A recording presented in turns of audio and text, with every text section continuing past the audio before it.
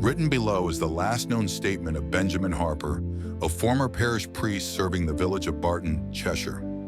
Mr. Harper was relieved of his position by Bishop Gerald Ellison of the Chester Diocese and taken here to Byron House, a home for the mentally disturbed, shortly after suffering an acute episode of hysterical anxiety. There he came under the direct care of one Dr. George Monroe, the head psychiatrist. Mr. Harper's growing insanity is believed to have been triggered by his inability to accept the loss of his close friend and predecessor, Stephen Adams.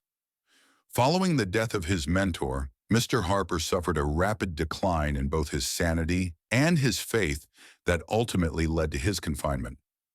Mr. Harper's stay in Byron House was, however, brief, as he vanished from his cell not long after this statement was recorded. Through unknown means, he is thought to have overcome the security staff, brutally murdering one of the junior physicians, Dr. Howard Fleming, before making good his escape. The weeks prior to his flight marked some of the most drastic alterations in his demeanor. The house staff would often report that Mr. Harper's mood would shift dramatically and without provocation, particularly during the nighttime hours. Some of the orderlies even refused to work with him, citing a disturbing smirk that would creep across his face, most often as a precursor to his fluctuating moods. In the months that have passed since his disappearance, I have been able to directly confirm several of the less outlandish claims made in his statement. Some of the events described within, however, are simply too fantastical for me to officially stake my reputation on acknowledging. Others are woefully and worryingly repugnant in their authenticity. There is little doubt that Barton is a strange place. Stranger still is the unsettling grip that it has upon some of the village's residents. There is a tangible miasma of superstition and fear that lurks over the village like a blanket of fog. Outsiders may very well scoff at those who put stock in old tales of witches and werewolves, but to many residents of the village, there is little distinction between reality and folklore. I cannot deny that I, despite being a man of science, find the strange history of Barton seductive and even nourishing, as it is for all those who harbor a secret and inescapable appetite for the weird. One need only walk down certain decaying streets in the south end of the village and take note of the odd symbols and signs that the common folk keep over their doors to see that a great many in Barton refuse to let the old ways die. During my time at Byron House, I too have seen things that I cannot fully comprehend or provide reason for. I have treated many longtime Barton residents who firmly believe, with a level of conviction not seen in many conventional religions, that the devil makes his grotto in the shadowed woods that crown the edges of the village. I have decided to share Mr. Harper's account of his growing madness in his own words, in the hopes that many in the scientific community will be able to gain an insight into how and why such episodes of insanity come to fruition and how they can be successfully treated. It is also my hope that should any of the stranger occurrences written below ring true for you, the reader, then this statement will also serve as a dire warning and lesson in meddling within the affairs of certain circles, who clearly do not take kindly to outside interference. These, then, are the last known words of Benjamin Harper. I don't understand. What more do you want me to say? I have told my story to the police, to the doctors here, and to anyone else who will listen. You have no right to keep me locked up in this place. I have committed no crime and caused no harm to anyone. I would still have my freedom in the village at safety had it not been for a lone passer-by spotting me in the darkness of the cemetery on that awful night and alerting the police. This whole affair would have been covered up and be done with, and you would have remained blissfully ignorant to my involvement in the matter, had those blundering bobbies not interfered. You say I am mad, you may well be right. But if you had come to the same conclusions as I did regarding the fate of my poor friend, I am sure you too would have taken some form of desperate action. No doubt the police report will detail the simple facts of the matter. Without bothering to add the nuances that hold the whole affair together, I'm confident that the report will dryly state that in the early morning of December 5th, I, Benjamin Harper, was found in the darkest corner of Barton Parish Cemetery. I was discovered, the report will say, disturbing, a suspected burial site, digging up the cold winter earth below an ancient and twisted wych elm tree, beneath which once laid the remains of a wicked and vile occupant. It will also state that, in a fit of unrestrainable rage, I attacked two policemen with a shovel, rendering them unconscious so that my grim labor could be completed without interruption. It is not my sanity that I fear for now, rather the possession of my feeble mind and the body it is currently master over. For I am now horridly aware that the mind, soul, and body are not as tightly entwined as the so-called experts of medical and spiritual matters believe them to be, but are instead three separate spheres of mastery. I can only hope that the truth of my tale is fully appreciated before an all too familiar terror is forced upon my mind. For I now wonder if wickedness and insanity are truly mental conditions or some form of spiritual sickness. Can either be inherited, carried in the blood, and passed on to our descendants? Can they transfuse from parents to their children? If so, what other darkness can be inherited, carried along the roots of our family history? Is it possible that sin itself can plunge endlessly in the crimson rapids of our ancestors' veins, biding its time, patiently waiting for the chance to emerge within the next generation?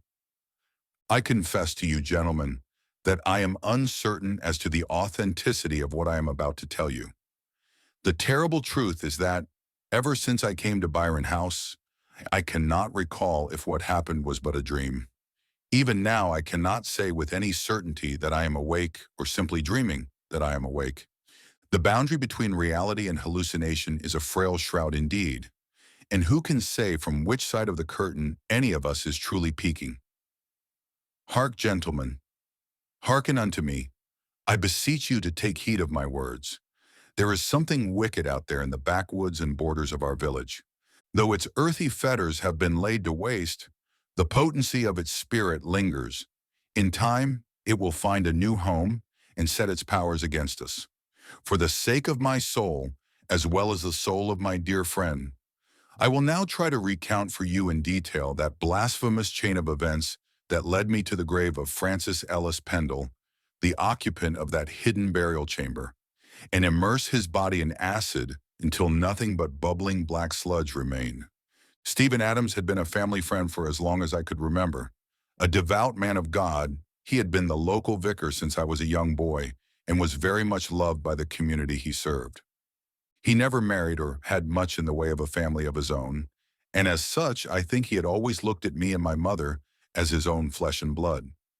In the twilight of my teenage years, my father sadly passed away from a heart attack, and my relationship with Stephen grew stronger, forming a bond that nurtured me into manhood and shaped me into the person I am today. For this, I owe Stephen a debt of gratitude, one I hope I came close to repaying when I finally destroyed the horror that had inflicted itself upon his life on that lonely December night. Stephen was a true paragon.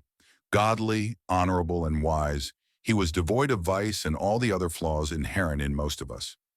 I never once saw him grow angry or fearful or dispassionate at any point, save towards the very end. Despite his almost saintly behavior, the man was also incredibly human and very much interested in matters of science as well as faith. He had on occasion said that Darwin's theories made a lot of sense and that he enjoyed reading books covering topics such as biology as well as chemistry, physics, and history. He was a remarkably well-rounded and well-adjusted man. Not once did his belief in God falter. He was just able to see the sense of how the world worked and blended it into his love of his fellow man and in the Almighty. When I came of age, I decided to follow in his footsteps and join the church myself. I can't say my mother was particularly pleased with my choice, but Stephen was very proud of me, and it was this approval that fueled my desire to serve my God and community just as he did. My mother had never been warm with Stephen, despite how closely he associated with us both. I suspected that they had once harbored feelings for each other, and that these had turned sour around the time of my birth. My father had never allowed this matter to interfere with their own friendship, and they had been like brothers, right up until my father's last breath. It was Stephen who had been at my father's deathbed, who had spoken kind words into his ear as he gasped for breath, and who had given a moving eulogy as his casket was lowered into the ground. I don't recall my mother ever mentioning my father's death after the funeral, nor had I once seen her cry or lament his passing. She simply grew colder and more distant with the people around her, including both me and Stephen. As such, I didn't feel burdened by my decision to leave her and Barton behind. My heart wasn't heavy at the thought, but rather the opposite. Stephen assisted my decision to join the ministry, and as I spoke to several authorities from the Diocese of Chester and attended an interview with my bishop, my resolve to become ordained only grew stronger. By the time I had secured my place at the Theological College in Worcestershire, my mother had slowly come to terms with my choice, but I never received her blessing or encouragement for treading the path I was determined to embark upon. Worcestershire wasn't close to Cheshire. A 5-hour train journey was required whenever I wished to visit my family home. I remained in contact with Stephen weekly, via letter, and regularly, a handwritten note in a telltale stiff-card envelope would arrive for me in the post. Our correspondence wasn't particularly thrilling, but it was welcomed as his letters of encouragement helped to guide me through the more difficult parts of my study and fire up in me a conviction that only he could coax. Months of grueling study passed me by, and I am not too proud to admit that I occasionally regretted my choice.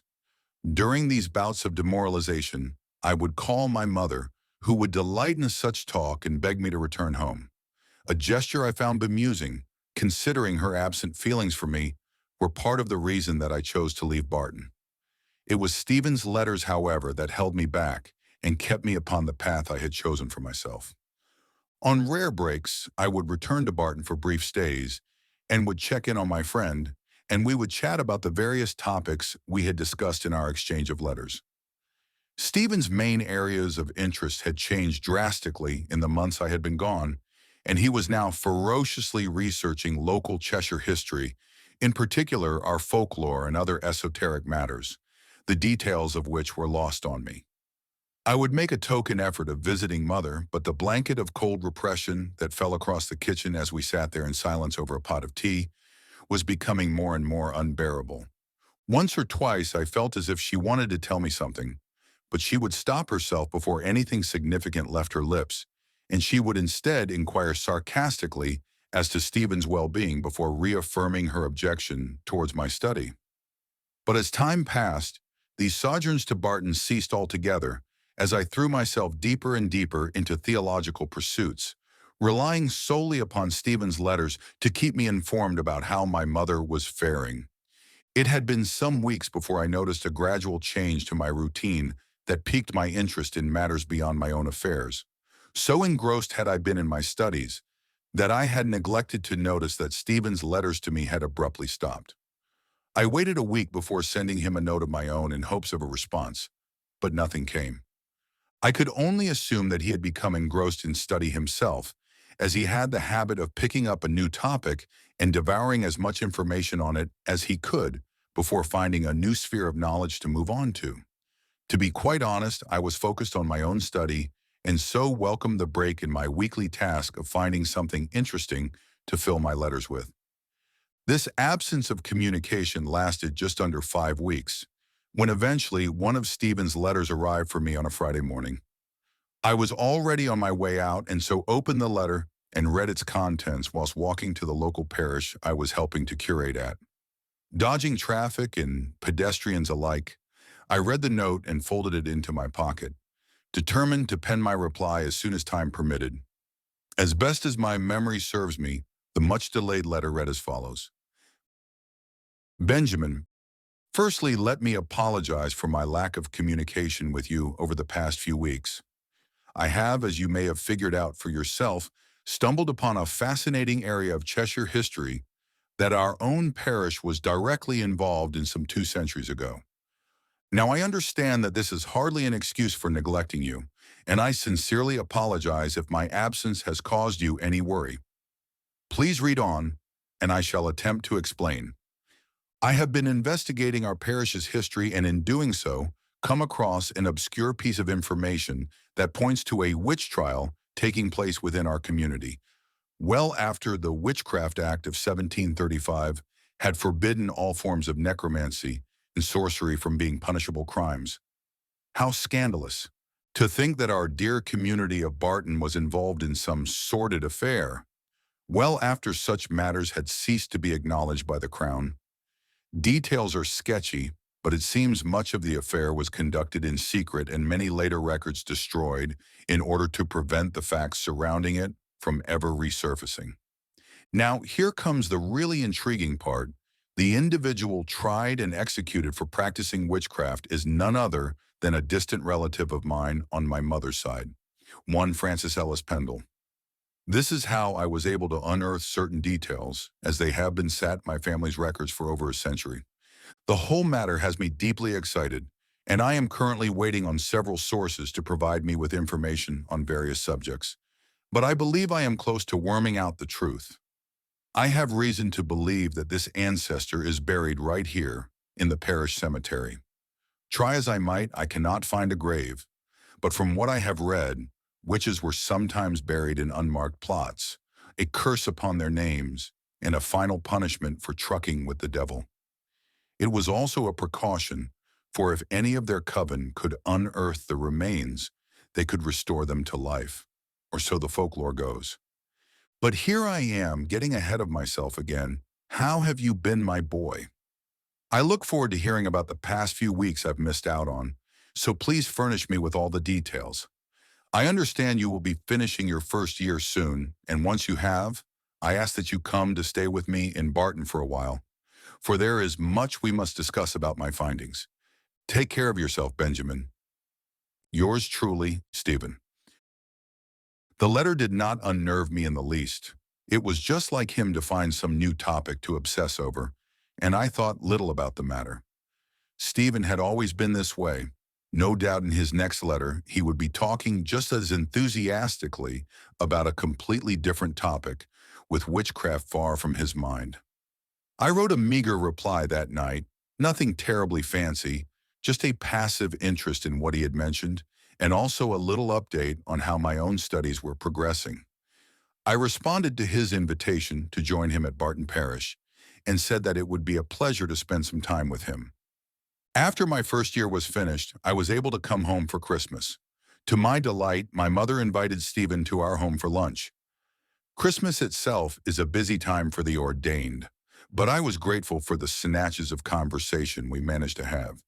To my surprise, Stephen had not dropped his inquiries into his ancestor and the various Cheshire witch trials, both legal and illegal, that had occurred in the county. In fact, he would speak of little else during my short stay with him. He was particularly excited because he believed he had finally located where Francis Ellis Pendle had been laid to rest. He described to me, in great detail over a brandy, that at the very back of the cemetery, close to where the Gunner's Clough woodland starts to encroach upon the hallowed ground, there can be found a small copse of witch elm trees, so called because witches were once hanged from them.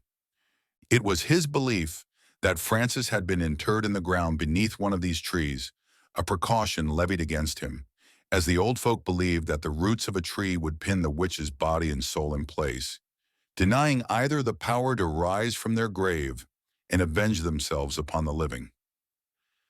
The next morning he took me out to see the copse where he suspected the final resting place of his witch ancestor lay. Even in the daytime, it was a dark and blasted place. The trees looked more dead than alive, with twisting dry branches that groaned like the creaking of a floorboard as the wind lightly danced around them. Here, somewhere beneath the dark ground, Stephen was convinced that the body of Francis lay. I cannot say with conviction that even then I was worried about him. I had convinced myself that his interest was purely historical. He was nothing more than an enthusiastic amateur. In hindsight, however, the warning signs were undoubtedly present. I would come and visit Barton sporadically during my second and third years at the college. I think I was subconsciously outgrowing the place, but in the best possible way. I was shaping into the man I always wanted to be, and I felt renewed by my growing independence from both Stephen and my mother. It was during the last part of my ordination, my final year, that I first heard the growing rumors regarding Stephen and his radical change in behavior. The source of such gossip came from none other than my mother. There was a certain sense of satisfaction in her tone, upon informing me of the various distasteful exploits that Stephen was being accused of. He was now apparently drinking heavily and had been spotted meeting with certain unsavory types after dark. Strange visitors had been seen in the cemetery, always at night.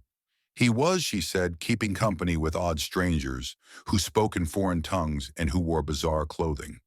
Loud, violent behavior in the middle of the night was becoming a regular occurrence for his neighbors, as voices were heard emanating from the church house at all hours. There was even talk that several pets had gone missing in the village. In particular, Mrs. Dibowich's tabby cat, Cleo, and Old Man Slater's greyhound, Basil. The latter was known to roam freely around the village and was almost always in constant trouble, tipping over rubbish bins and chasing Jack Duncalf's chickens. Some people assumed that the dog had either run off or been hit by a car, but a fair number attributed a more ominous reason behind the dog's sudden vanishing. The cat, however, was rarely seen outside of the Zibowicz home. Many assumed that the eldest son, Ian, was the culprit. The boy had always had a cruel streak and was disliked by almost everyone in the village, including his own mother. But when the decayed headless body of a cat and the severed head of a greyhound were found casually discarded in the gunner's clough by some local children, the day after Walpurgis, many began to suspect that Stephen's sinister new acquaintances were responsible. The most disturbing revelation, however, was that Stephen's face appeared to have taken on a rather unusual countenance, a kind of sardonic smirk that greatly unnerved those who saw it. By all rights, the expression was wholly alien to the man, and when seen, it appeared to twist his face to such an extent that he looked like a stranger. The Bishop of the Chester diocese had issued him with a formal warning about his behavior, the outcome of which I would soon learn of. At the time, I found all of this impossible to believe. The evils being attributed to my friend were nothing more than village gossip, I believed, and the usual Barton superstitions, something for the old codgers to grumble over whilst deep in their cups, and I refused to accept the rumors or take the matter seriously. Soon enough, however, I too became embroiled in the abnormal changes in Stephen's life. Again, there was a period of time where I didn't receive regular correspondence from Stephen. In fact, these periods had grown more frequent. But I admit that I was beginning to grow worried, as the rumors regarding his behavior churned over in my mind, and the large gulf between his letters was growing ever wider as time passed. I hadn't received a letter back from him for a very long time, perhaps 4 months, but when I finally did, it was far more disturbing than anything I had ever read from him, and it filled me with an urgent need to see my friend and assist him however I could. It arrived for me unexpected, much like the previous one I have described. And despite looking like a letter from Stephen, it was so hastily scrawled that for a few seconds, I thought it written by a stranger. Benjamin, I'm afraid to tell you this, but I fear I have led myself down a dark and winding path. So far have I descended into darkness, and so deeply have I gazed at the blackness, that I wonder if I will ever be able to find my way back to the Lord's light. My meddling in the past affairs of the parish and my own family history have brought me nothing but misery. I am doomed. It's the dreams, Ben, the hideous dreams. I dream constantly, so much so that I can no longer tell what is real and what is fantasy. I dream often of a cold, godless place, devoid of warmth and comfort. Above me, I see twisting black roots worming their way slowly toward me like serpents. Try as I might, I cannot move my arms and legs, for my body is confined to a casket, a buried, rotting, maggot-infested casket. When I finally awake, the clock by my bedside always displays the same time, 3 a.m., the witching hour. By the time you read this, I may not be at the parish. I must leave this place, leave Barton, and never return. I have some dire matters to attend to. Most importantly, I must return that which I have called. He has his own black designs, and I must ensure that they never come to fruition. In my more lucid moments, I am formulating a plan, but I must be prudent, lest he suspects me of acting. I must be decisive and deliberate in my actions and conceal all evidence from him before the sun sets and his time begins. He has his means, that is beyond doubt, but I also have mine. I know of certain antique formulas and signs that can ward off his spirit, potent as it may be. Once I am sure that this evil is returned to the cold ground, his remains must be destroyed. Fire is no good. It will leave too much intact. It must be something stronger, something that will obliterate him until there is nothing left. I will then take my leave. I have already spoken with the bishop, and we both agree that you are ready to take my place, Ben. May you be a better guide to the people of this parish than I. Ben, if I fail in my endeavors, I can offer you only this warning. Fear that which lurks beneath the witch tree. Do not invite it in, for it will make for itself a home within you, and through you work its black magic. It will invoke those who lurk at the threshold, those unnameable blasphemies from the great outside, and then, my friend, we are all ruined. God bless you. Stephen. To say that this letter disturbed me greatly would be a gross understatement. I had never known my friend to be so worried or panicked over anything in his life, and yet here he was, telling me that his very soul was in jeopardy. I spoke with my superiors at the college, but I did not show them the note Stephen had sent me. I feared that should anyone else read the note, they would question his sanity, and that might put into motion a whole course of events regrettable to the man's already frayed reputation. No, best I speak to him first and get to the root of the issue. A few days later, I was on a train and bound home for Barton. I disembarked at the nearby Eastwich station and caught a rickety old bus into the village, arriving around midday, and hastily made my way in the direction of the parish church. Several locals recognized me, and I had to pause momentarily for a few quick exchanges before resuming my journey. I did my best not to look panicked and to keep my gait to an acceptable stride as I gave each passerby my time. But deep inside, I was overcome with a crippling dread that only increased as I neared my destination. When at last I arrived at the church gates, I found them closed but not barred.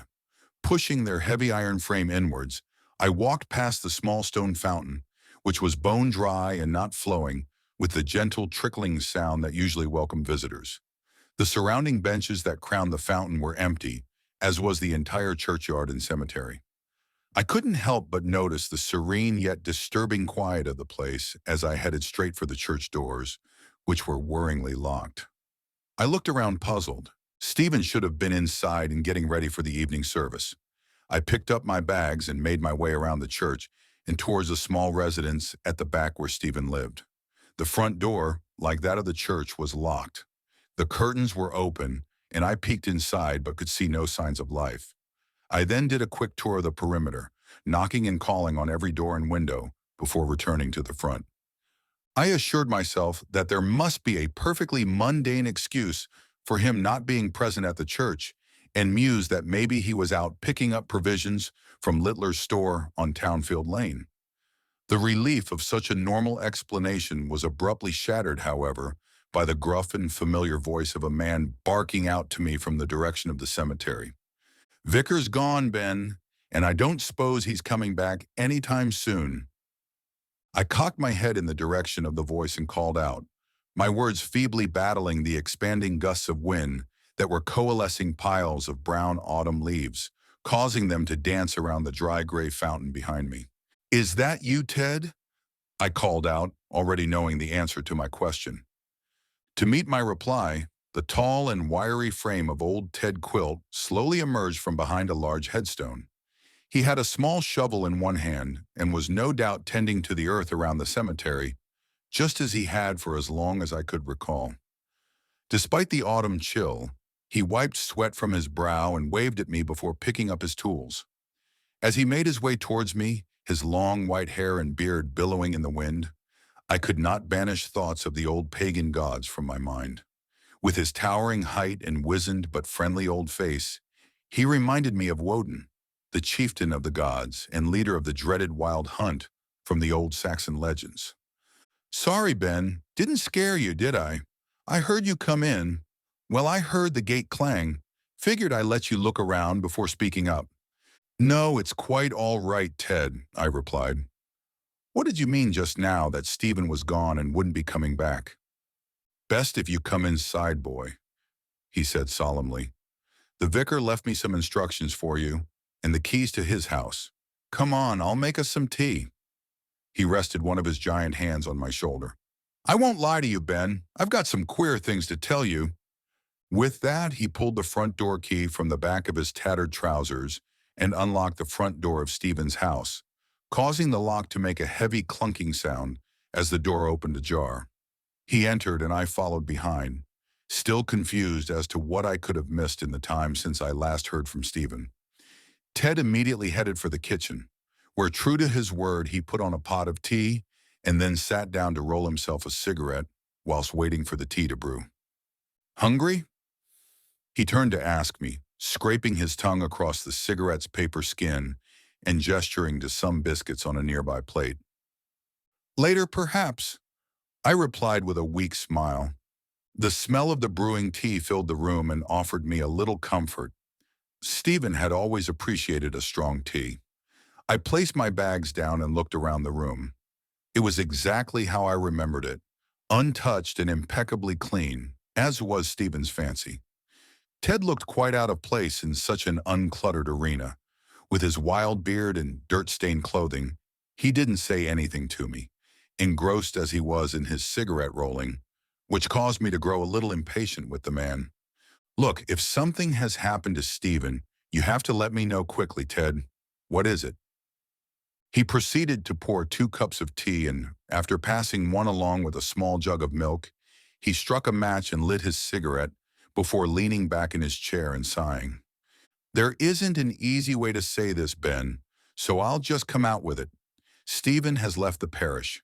His ways, shall we say, over the last few months have been unnerving many of the parishioners, and the bishop felt it was in everyone's best interest that he takes his leave, at least for a few months.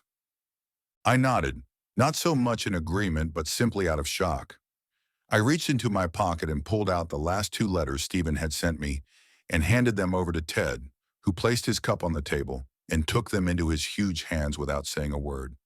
He stroked his snow-white beard whilst intermittingly nodding and sighing as he flitted from page to page, occasionally rereading a section and then nodding once more. Once finished, he handed them back to me, picked up his cup and took a sip, straining the brown liquid through his beard. Do these letters mean anything to you? I asked. A little, he said. He was talking about that bloody witchcraft business an awful lot. I knew some of what he was talking about, especially those trees out back, past the graveyard. I used to play around the Gunner's Clough as a boy, and there was always tell about how evil that place was. You're from Barton. You must have heard the old tales about ghosts and goblins, and how old Saltpeter would get you if you lingered too long past sundown? Saltpeter, I replied with a smile, recalling the childhood memory of how my grandfather would warn me of entering the Gunner's Clough after dark. You stay away from those woods, boy, he would say. Saltpeter, Salty Pete, some call him. On 3 legs he goes, he'll trick you into the woods using the voice of someone you know. That's just an old wives' tale, Ted, I finally replied. Stephen would never have taken such talk seriously. Imps and witches familiars. It's just childish superstition. Well, I can't argue with you there, Ben, he said, taking another sip of his tea. But it was more the weird changes in his nature that I wanted to talk to you about. Not all this witchy nonsense. He tapped the letters on the table, as if to emphasize how little he thought of their contents. Such as? I said, picking up my own cup. Well, a couple of folks rumbled him good to the bishop over his nightly doings. They say he'd been calling regularly with shady types from Eastwich, and that he was involved in some missing money here at the parish. Quite a sum if folk are to be believed. Then there's the strange sounds and stranger lights coming from the cemetery. My mother was telling me about this weeks ago, I added. I didn't want to believe her. She's never been too keen on Stephen. Not just that, Ben. It was his whole manner. He just stopped giving a damn about the community, grew slack in his duty, and you know that's not Stephen. He turned into this cruel, morose man, almost a complete stranger, really. Unsettled a lot of the locals.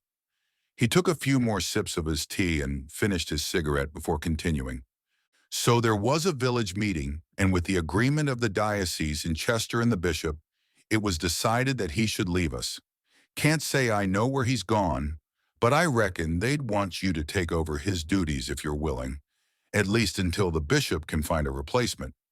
He stood up and opened a nearby drawer, producing a sealed letter. It bore the mark of the Chester diocese. Opening it, its contents confirmed what Ted was hinting at. I didn't know what to say. I was supposed to start my tenure as a curate under Stephen, not become the village vicar. Why didn't Bishop Ellison speak to me directly about this? I said. Ted simply shrugged before continuing. There's something else you should know, Ben. You brace yourself because what I have to say next is going to upset you. I stiffened my back in response and allowed him to continue. Some believe that Stephen may be dead. I opened my mouth to reply, but he raised his hand. Let me finish. I said some believe he may be dead, but that doesn't make it so. Nonetheless, no one has heard hide nor hair of him since he left.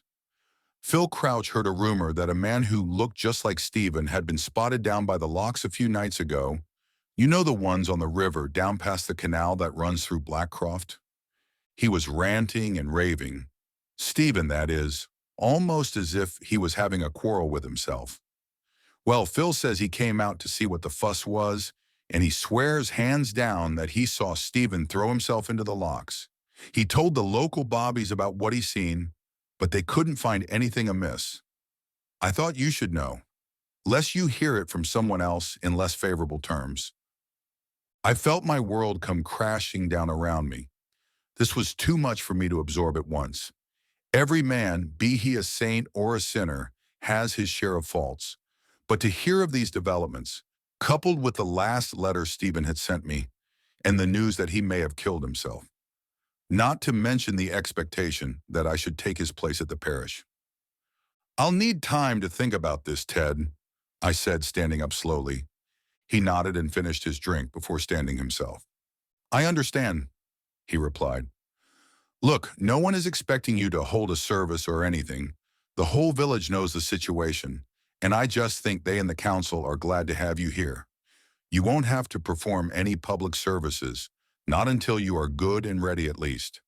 No doubt a replacement will be found before too long. And try not to worry too much about what Phil Crouch says. You know him, stupefied with drink half the time. I'm sure Stephen is fine. He's probably just taking the time he needs. He pointed to the keys on the table. These are yours until it's all sorted out. Look, I best get back to work out there. If you need me, just say so, but I hope you'll stay. Patting me on the shoulder, Ted left, leaving me sat alone in the kitchen. My mind was ablaze with confusion and doubt. Just what chaos had I returned to? It took no small amount of time for me to settle into the house. I avoided going into town at all costs and only received the minimal amount of visitors, many of which were only at my door seeking gossip. I quickly dismissed the worst of them and focused instead on the genuine well-wishers and sympathizers, of which there was depressingly few. Apart from Ted, the only person I spoke to regularly was my mother, who was less than supportive with the whole matter and only offered a few snipes about the man I had come to think of as my father. I spent the rest of my time in the church taking care of daily chores and wandering around the cemetery, where I would occasionally bump into Ted and have a short, pleasant, though sterile conversation about the weather before moving on. The days were growing colder, and I would frequently bring him hot tea and food as he worked relentlessly on maintaining the church grounds, especially those close to where the feral brambles of the gunner's cloth constantly encroached. He wasn't bad company by any means, but as the days turned into weeks, we found less and less to talk about. I also kept in constant contact with Bishop Ellison, who offered me all the support he could in running the parish.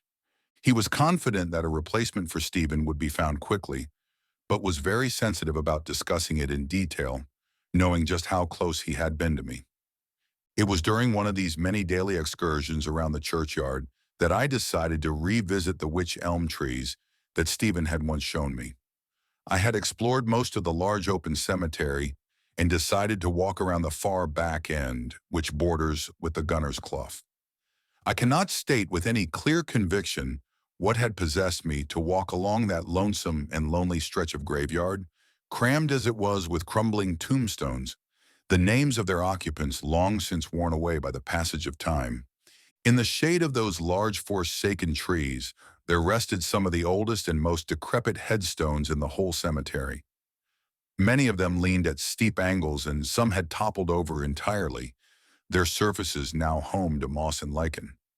I passed each in turn, trying in vain to make out the names and dates that had been washed away by the relentless rain of northwest England, until I came across the wych elm trees once more. Nestled at the very back of the copse, deep in the shadows of a particularly diseased-looking tree, I could see a patch of ground that appeared to have been freshly excavated. I made my way closer and stood in front of it, noticing that a small carved stone had been half submerged in the recently disturbed soil. It was green and furry with moss. I bent down and I ran my hand around it and found the clumps of moss growing upon its surface easy enough to pull off. Beneath the vegetation, I could spy that there was an inscription and a date chiseled into the sandstone underneath, where the moss had preserved it. Here lies Francis Ellis Pendle, beloved by the devil, unforgotten by his disciples. The carving was undoubtedly old, and despite the protection afforded to it by the moss, it was still eroded and worn away in parts.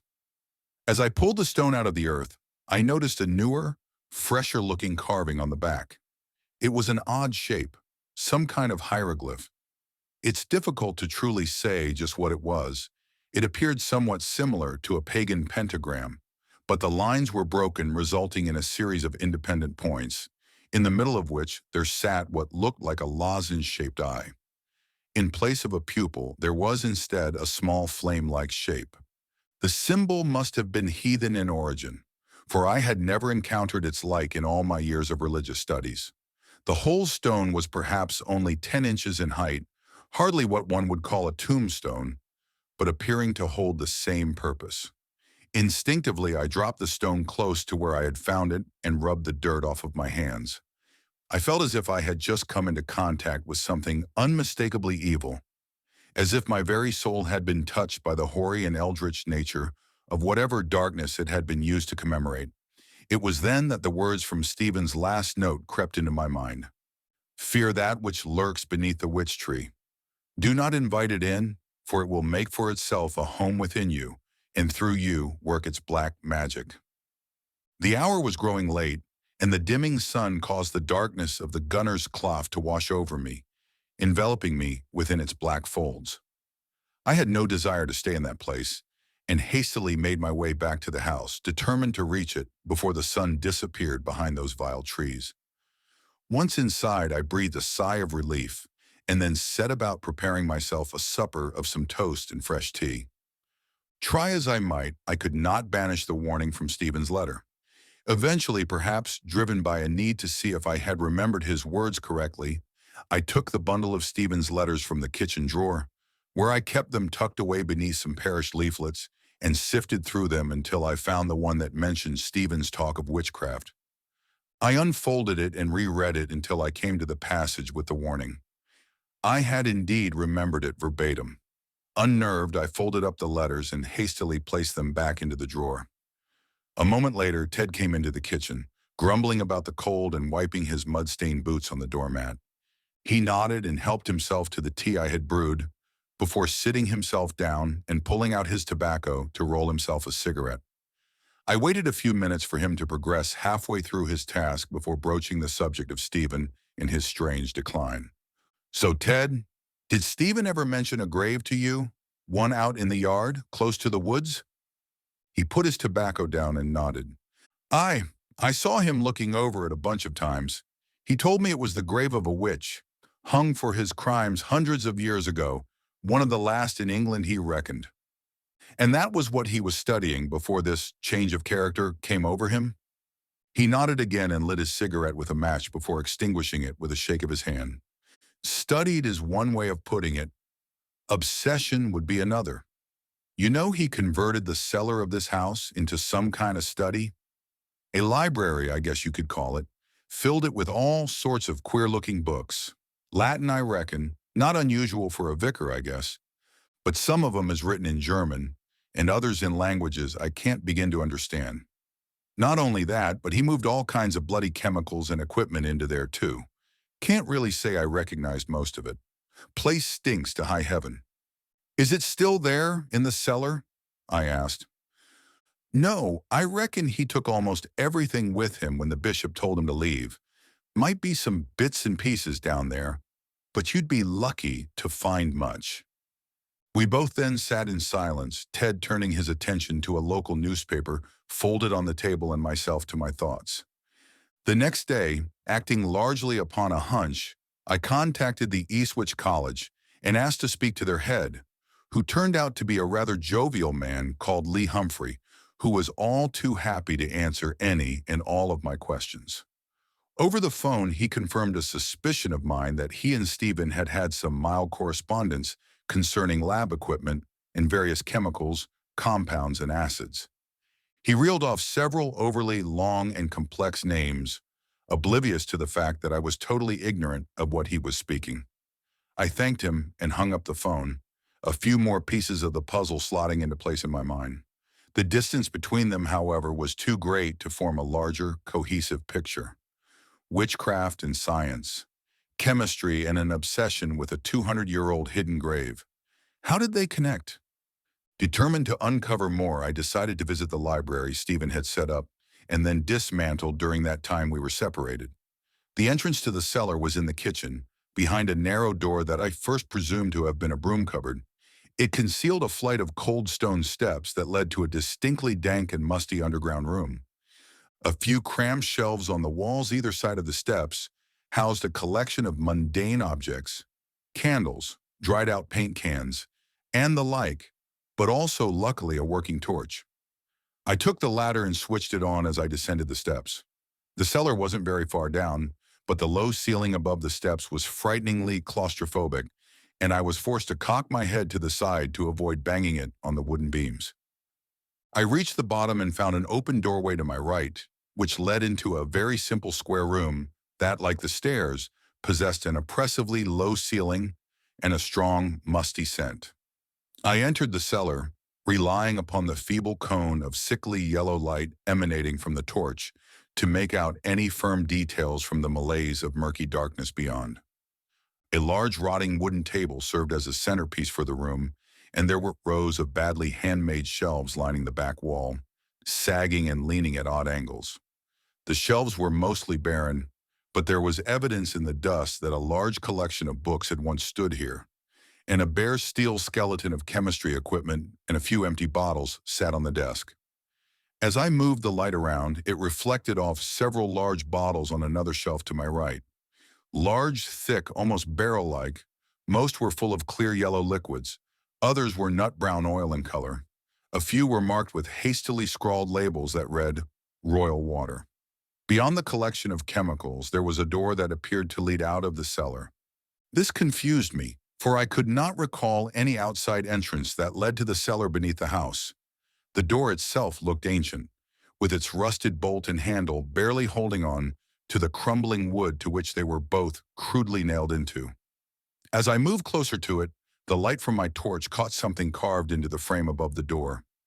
It was that curious star hieroglyph I had seen on the stone above the grave of Francis Ellis Pendle.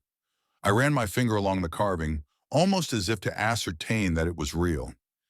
As my finger traced the freakish shape, I felt a chill creep over me, the same chill that had caused me to flee from the shadows of the wych elms. This time, I refused to let the fear grip me, taking the door by its rusted handle and pushing it inward. To my surprise, the door did not lead to the outside of the house, but instead revealed another set of stone stairs leading further down into the earth. The odor that assaulted my senses as I took a solitary step towards those stairs was foul. It was a putrid stench, unlike anything I had ever smelt before. If I was to describe it as an ungodly mixture of some acidic compound and rotting excrement, I would be on the verge of doing justice to that malignant, invasive scent. I instinctively took a step back and raised my hand to cover my nose, as if it would somehow relieve me of the burden of breathing in that foul and fetid air. For a brief moment, I considered turning around and leaving the cellar. But out of burning curiosity, I slowly started to descend those awful stairs. What lay at the bottom is something that will haunt me until my final days. For laying beyond was a second chamber, not unlike the first. But whereas the above cellar space had been converted into some kind of perverse amalgamation of esoteric library and alchemist laboratory, this hidden chamber was nothing less than the devil's workshop. Strange images were carved and painted onto the walls, many of them resembling the hieroglyph I had seen on the meager gravestone of Francis Ellis Pendle. There was little to tie the various pictographs together. Some depicted spheres or eyeballs. Others were long, snake-like tendrils that curled upon themselves to create a rudimentary alien text. As I edged further into the room, I could make out various objects nailed to the ceiling. Some were rusted tools like the kind you would find at a slaughterhouse. Others were odd assortments of twigs, held together with twine, creating shapes that had a vague human outline to them. The crowning horror, however, was the table. This long stone edifice was less a desk and more like a butcher's slab, stained a hideous reddish-brown all over. There were grooves carved into the table's surface, all of which culminated towards a round hole, underneath which a rusted iron bucket had been attached. It was from this bucket that the stench appeared to originate, and bending down to inspect its contents, I could see the glistening, rotting hind limb of a dog. Maggots wriggled across its surface, burrowing in and out of the putrid flesh. I felt bile rise in my throat, but I managed to keep it down and continue my investigation. Like the room above, there were shelves fitted to the walls, but these were not bare, instead being filled to the brim with various manuscripts, papers, maps, and glass jars. The whole scene had an unmistakable sense of the bygone laid over it, as if it had sat here undisturbed for centuries. Among the papers and jars, I found a small linen bag tied with a piece of string. A brown stain on the bag's underside made me think twice about opening it, but I eventually found the courage to do so. Inside were numerous small white objects that looked like tiny stones, but upon tipping the contents out and inspecting them with the torch, I found to my horror that they were children's teeth. By this time, the smell was becoming unbearable, and I had no wish to linger further. Deciding to abandon my investigation, I spied a small frayed notebook left on the right-hand corner of what I now thought of as a vivisectionist's table. For whatever reason I could not then fathom, the curious woodblock image on the front must have caught my eye, and I picked the book up and tucked it into my jacket before making my way back to the sanity of the house above. I immediately removed my jacket and threw it onto the kitchen table, disgusted that the terrible stench from below had somehow attached itself to me like a parasite. I then methodically opened all the windows of the house, hoping that the chill air would purify the hideous odor that had made a nest for itself in my nostrils. Tired, my poor mind swirling from the revelations of that hypogean realm, I eventually collapsed onto my bed and succumbed to exhaustion. I cannot say how long I had been slumbering when the first of those terrible dreams came to me. My sense of time had been grossly warped by my exploration in the cellar, but it must have been quite sudden, as the sun was still in the sky when I finally jolted awake, my pillow wet with sweat. It is impossible for me to tell if the dreams were brought on by Stephen's final letters, or if that hidden chamber below the house had awoken something macabre and unwelcome in my imagination. I found myself standing within the cemetery outside, only it was different.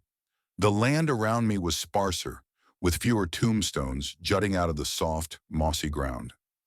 The gunner's cloth lay before me, its outline far more feral and foreboding than it had any right to be. The sky above me was a blackened abyss, punctured by thousands of twinkling stars that glittered and gleamed from the great beyond. The fat silver moon slowly crept above the tree line, casting its pale white light upon the cemetery, causing long, deep shadows to detach from the headstones and crawl upon the ground towards me. I took a few steps back, but they still found me, chilling me as they swept over my feet, legs, and body. Then out of the tangled briars he came, hopping and gamboling out of the brambles, the awful form of Saltpeter. On three legs he danced, the sleek body of a greyhound, upon the neck of which there leaned and swayed the head of a cat. His eyes were milky orbs, faintly illuminated like phosphorus toadstools. From his feline jaws there dripped a reddish, clear syrup that hissed as it hit the sanctified ground of the graveyard. He momentarily ceased his insistent frolicking to scratch himself, but I could see that it was his missing back leg that was attempting the impossible task, a raw, bloody stump that gesticulated feebly towards the source of his irritation. Then beyond the twitching imp, I could see another figure, a man. Even at this distance, I could make out the repulsive details of his form. He was tall and thin, his long, slender fingers like twigs. His lengthy nose and sunken eyes were clearly visible through the cemetery gloom. Worst of all, a sardonic and wolfish grin lay stretched across his face. There was a hunger in that smirk, a deep and terrible burning hunger.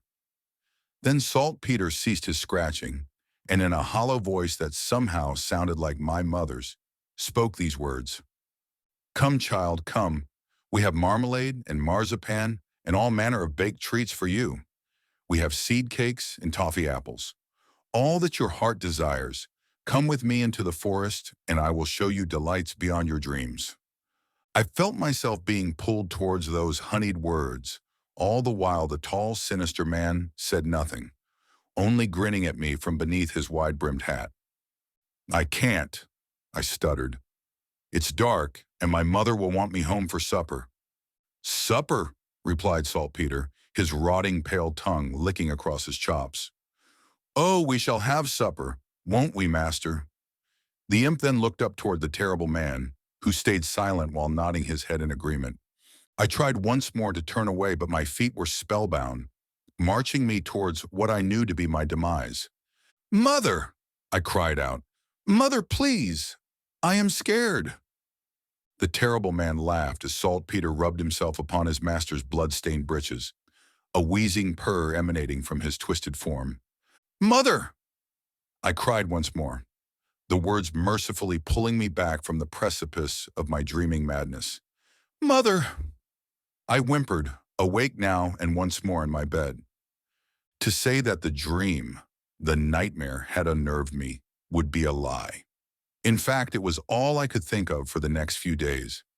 I did not dare to sleep again on that first day, and instead plied myself with the strong Turkish coffee that Stephen had kept hidden away for special guests. When I finally did succumb to sleep the next day, my dreams were less vivid and mercifully brief.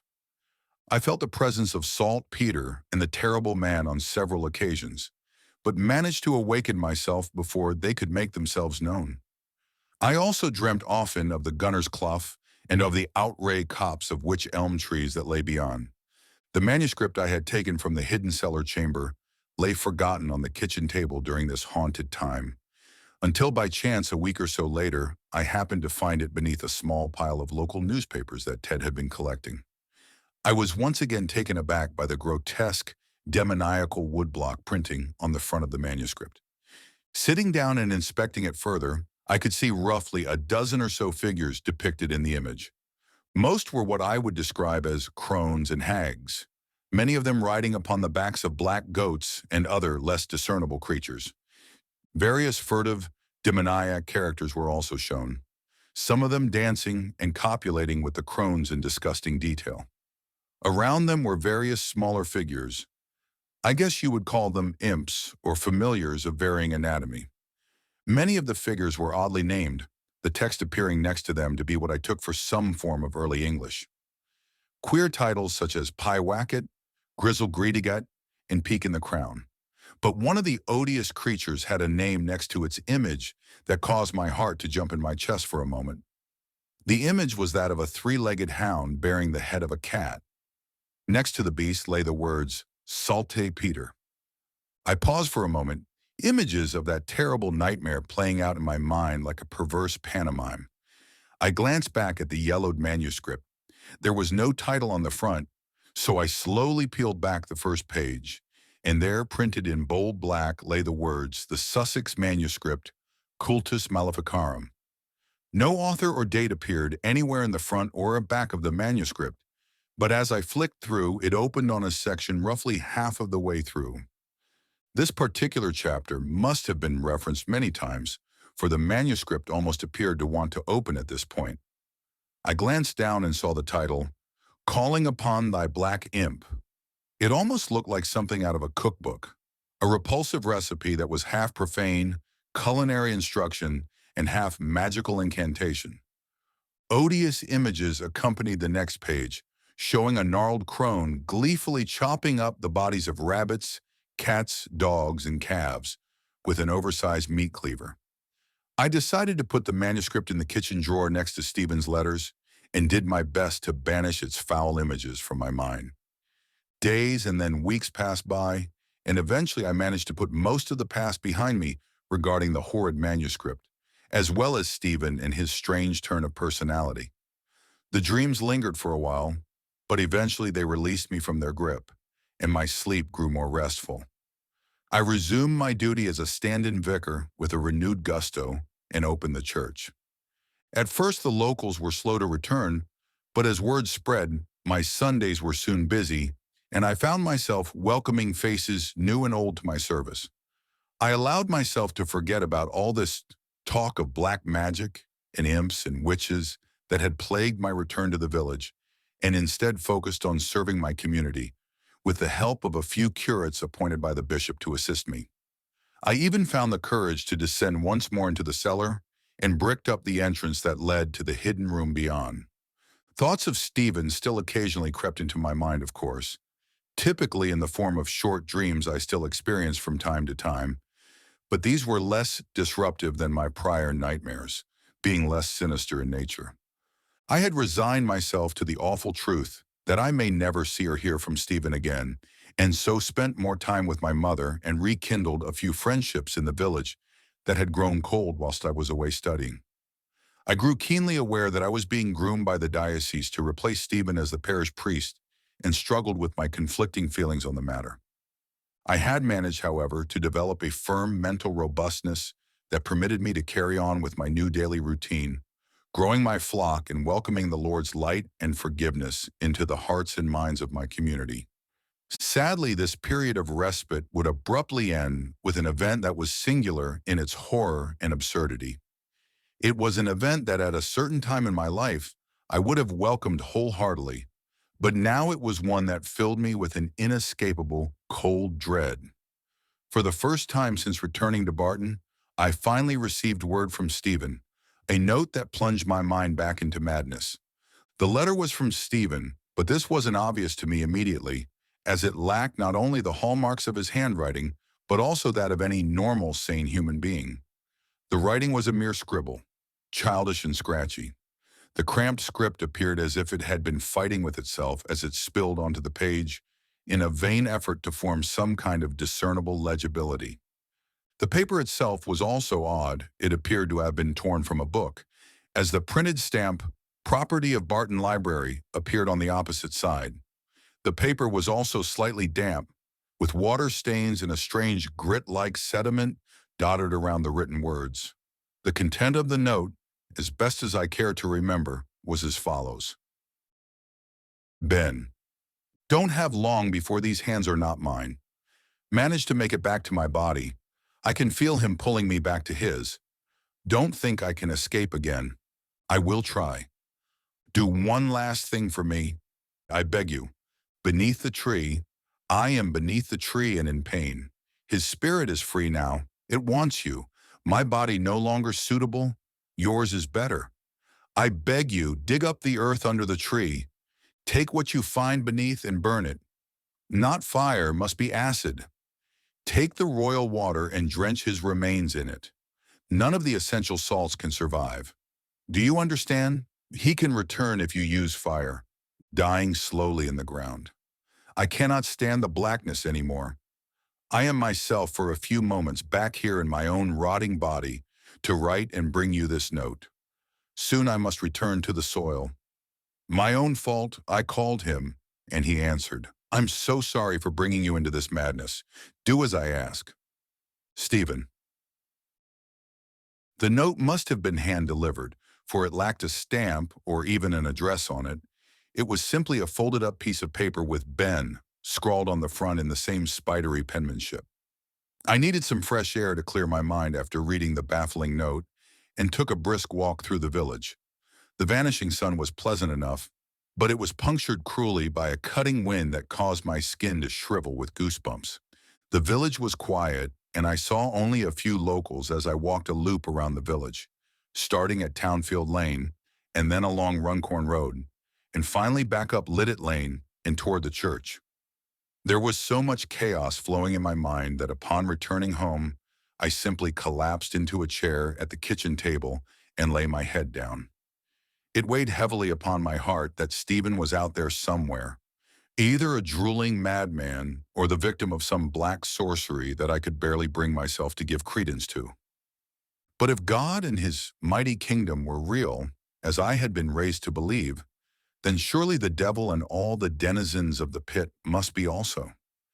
This affair did not strike me as madness.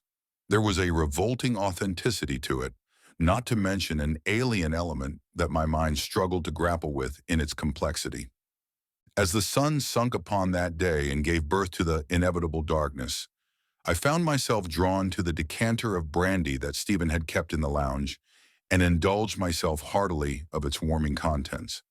The fire conjured in my throat by the liquor was very much welcomed, and by the time I had polished off a fourth glass, I was very much under the sway of hypnosis and carried myself numbly to my bed. For the first time in weeks, the dreams returned. I tossed and turned all night, unable to settle. My brain buzzed with 1,000 thoughts as half-imagined fears danced in my mind's eye. There was a horrid semi-realization that my slumbering form was being watched, and more than a few times I felt my spirit lift out of my body and float above my bed. From this observation point, I could see a dark figure standing in the shadowed corner of my room, his eyes glaring at my sleeping body with an alien hunger. I saw Saltpeter, that hideous abomination, leap upon my bed and paw playfully at my lips. "This one will do nicely." The imp then spoke, once more in a voice that sounded like my mother's. "This one, master, and then we are free." When the morning sun blissfully shined through my bedroom curtains, I was able to banish the night's dread back to whatever foul pit it had spawned from. But each night they returned. I held sermons for the following fortnight designed more to comfort myself than my community. I spoke with fiery conviction how Jesus had defeated both death and the devil, and how with his love there was no evil on the earth that could not be banished. This settled my nerves somewhat, but the comfort of normalcy that I craved eluded me. A few days after receiving his crude note, I learned with great dismay that Stephen's body had been found on the Blackcroft Heath, though his bloated corpse had been discovered some distance away from both the canal and the nearby river. The coroner ruled his cause of death as drowning. The funeral shortly followed, and I decided to lead the service, despite the bishop offering to take that burden from me. The turnout was higher than I expected, which comforted me, and I even saw my mother shed a few tears for our village's departed vicar. Eventually, with both the terrible dreams and Stephen's demise weighing upon me, I made the decision to step down from the parish and to leave the church entirely. What had once been a dream was rapidly transforming into an unending nightmare. I planned to leave Barton altogether, to never again step foot within its haunted streets. I had concluded that the village was not a good place to linger and made plans to relocate to Manchester. This decision, final and resolute in my mind, did manage to bring some comfort, and I allowed myself to hope that this whole affair would one day be behind me. I didn't inform the bishop. I was concerned that he would try to convince me to stay. I gave myself no longer than 2 months to wrap up my affairs, and then inform the diocese of my decision. As fate would have it, that decision, along with many others, was stolen from me on that awful night that was to come. The renewed sense of peace brought on by my impending resignation and relocation might have lasted, had that crowning horror not invaded my world on that dark December night. I had retired to bed early, but the constant lashing of the rain had been relentless all day and was set to continue throughout the night. I slept fitfully and in sporadic episodes of thrashing, for I was experiencing the most vivid and horrid dream imaginable. I dreamt of being confined, bound in the darkness. My arms worked, but my legs felt numb and lifeless. I struggled ceaselessly to remove myself from this foul bondage, but my body felt like some spindly marionette whose strings had become tangled around my fingers, cutting off the blood flow and leaving them numb and useless. After what seemed like an eternity, I somehow managed to muster what little strength I had and force my form through the cracks of my prison. I dreamed of pushing upwards, forever upwards, past the rotting wood and the soft, wet earth, past the worms and the matted tangle of endless roots, and finally to the cold, rain-lashed surface above. I awoke suddenly with that last thought, sat upright in bed with cooling sweat pouring down my back. But it wasn't the dream that had startled me awake. As my senses adjusted, I could hear that it was the ringing of the church bells that had mercifully returned my mind from the abyss. The clear and familiar sound of ringing bells pierced the night air, and I glanced at my clock to see it was just past 3 a.m. The witching hour, I thought. I jumped out of bed and grabbed my dressing gown. No doubt the noise would eventually awaken the entire village, and I would be to blame. I raced down the stairs and bolted out of the kitchen door into the chill of the night. I barely noticed the cold rain pelting my face as I ran towards the church. My slippers greedily soaked up the muddy water that pooled around my footsteps, and I shuddered as the cold, damp muck sank in between my toes. Determined to stop the commotion, I fumbled with the keys, but the door was already ajar, and I pushed it open and made my way to the main hall in the direction of the bell chamber. By the time I reached the door, the ringing had mysteriously stopped, and I slowed down my pace. As I bent over to catch my breath, I noticed a disgusting trail of mud and slime snaking its way from the doorway and through the hall. It seemed to lead directly to where I was headed. I kneeled and swiped my fingers through the baffling sludge. It possessed a charnel stench, not unlike that fetid aroma that had sickened me in the cellar that terrible day. I immediately pulled a handkerchief from my gown pocket and wiped the horrid jelly from my fingers as best I could. I was determined to find out the cause of the ringing, but it crept over me that there was perhaps a mundane, yet still unnerving explanation. Suppose someone had broken in and was using the bells as a diversion while an accomplice robbed my home, I thought. Still, as much as I would have liked to accept this solution as fact, I felt compelled to investigate the muddy trail. There was little of value in the house that a thief could steal, and even if it was true, I had no desire to confront a burglar in the dead of the night. I therefore slowly entered the tenebrous chamber that housed the bell ropes beyond the main hall. There was a feeble sliver of light that glowed through the window from the street lamps outside, and I could just make out the basic parameter of the chamber. I was certain that no one else was in the room, and I carefully walked deeper in the darkness to inspect the 6 ropes. All were unmoving except one, which swayed gently in the dark. Just like the floor outside, there was a smear of foul-smelling mud over the ground, as well as on the moving rope. I placed my hand upon it, and it stopped swaying. Then, just as I was considering leaving, I suddenly became aware of a shape on the ground in the far left corner.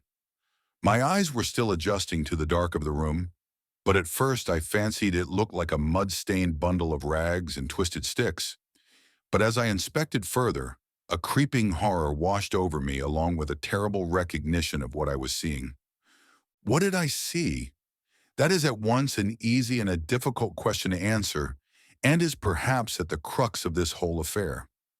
For lying on the ground in front of me, face, or should I say skull, pressed to the stone floor, was an ancient collection of decayed bones and mummified flesh.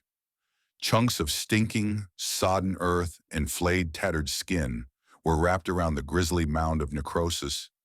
It was a brown, spindly thing, more bone than meat, with a whitish, cracked dome for a head. Wrapped around its spine, close to what once passed for a neck, was the rotted, damp rope of the hangman's noose. It was then that I heard a muffled and strained sound emanating from the skeletal horror that lay at my feet. It was at once a whisper and a growl, human and bestial, disembodied and echoing all around me. yet at the same time focused upon that mass of rags and fused bone. The noise ululated into a cry that shook me to the very foundation of my soul, for the voice was that of Stephen Adams. The corpse thing before me issued forth a single sentence before growing still and silent once more. "Ben, for the love of God, please." Those who have bothered to speak to me at any length know the rest of my story. Half mad and howling with a volatile mixture of fear and fury, I retrieved the yellow chemicals from the basement, and together with the rotting bundle, threw their contents into the self-exhumed grave of Francis Ellis Pendle. At some point, 2 police officers accosted me, but I managed to overcome them and continue my grisly task, dissolving the whole mess into acrid sludge. I watched it bubble and froth into the black soil as the earth reluctantly absorbed the disgusting mass. Despite the obvious horror, I felt a great relief wash over me. The chaos of the past few months of my life came sharply into view, like a knot unraveling before me. Madness gave way to clarity. Though this is the end of my account, it is not the end of the matter. For there was no doubt in my mind that beneath that lonesome witch elm, beneath the cold earth of that hidden grave, the soul of my dear friend Stephen Adams had lain incarcerated for months in silent torment. He had called up the wicked soul of his ancestor for whatever purpose I can now only guess at. He had not been strong enough to put down that which he had called forth and paid for it with his life and soul. A terrifying spiritual transfusion had taken place. Pendle had taken Stephen's body, and Stephen had been forced into Pendle's. At some point, Stephen had managed to take control of his own body long enough to hurl it into the churning waters of the river, hoping to end that evil which had made a home for itself within him.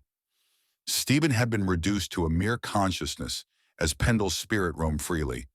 As the witch set about renewing his coven and conjuring up his black imps, Stephen's sentient mind, fully aware with its senses intact, understood with abominable clarity that it now inhabited the 200-year-old corpse of Francis Ellis Pendle, he who had been hung for his crimes against God and King, he who had sought to bargain with the devils of the sky and of the earth, he who had slept restlessly beneath the dark soil of the gunner's cloth, his presence felt by all who dared enter.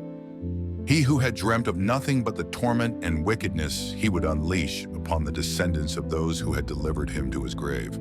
Dreams of vengeance and dark oaths, those terrible dreams of blasphemy and madness. The dreams beneath the witch tree.